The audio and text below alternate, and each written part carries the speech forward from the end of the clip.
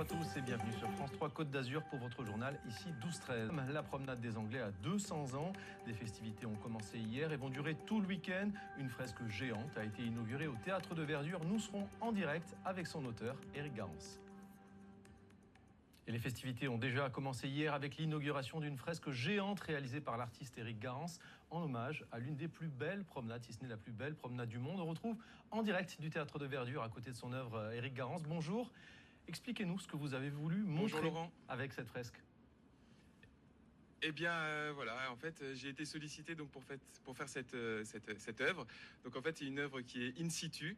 Donc ça veut dire qu'elle a été créée, imaginée et créée spécialement pour cet endroit, à mi-chemin, donc, à la croisée des chemins, on peut dire, entre le Vieux-Nice et la Coulée Verte, entre les Alpes du Sud et la Méditerranée. Donc c'est pour ça que je l'ai appelée le cœur de Nice.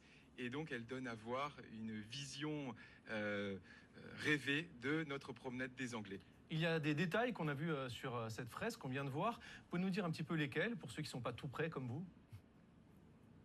Ah bah oui, alors du côté, on peut commencer par la colline du château, mais on retrouve le fameux coup de canon de midi, on retrouve la cascade, et puis évidemment, bah voilà, on a du côté donc du quai des États-Unis, le fameux Robacapéo, et puis après, quand on passe donc petit à petit, bah, on a le Pointu, donc qui sort du port de Nice dans une version un peu rêvée, et puis on continue avec le monument à la France. Et puis de l'autre côté, on va avoir un clin d'œil donc à l'aéroport, et puis évidemment une pensée pour les événements bouleversants qui ont pu se passer sur la promenade des Anglais. Avec une colombe de la paix, on l'a aperçue tenant un rameau. Qu'est-ce qui vous a inspiré dans ce travail coloré? Quels artistes peut-être vous ont inspiré? Alors en fait, ça fait 10 ans que je dessine Nice, que c'est ma source d'inspiration. J'y suis né.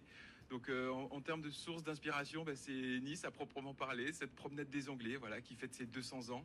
Et puis on peut dire peut-être les couleurs des affiches du début du siècle, les affiches de la PLM. Il y a de nombreux détails que l'on vient de voir. Il y a également les couleurs. Vous avez eu le choix des couleurs, de la matière?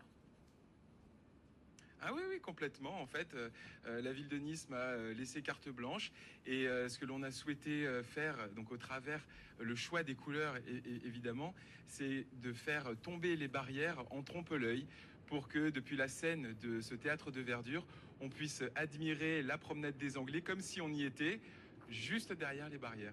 Merci beaucoup Éric Garance d'avoir répondu à nos questions. L'anniversaire des 200 ans, ce qu'on appelle affectueusement la prom, se poursuit tout ce week-end.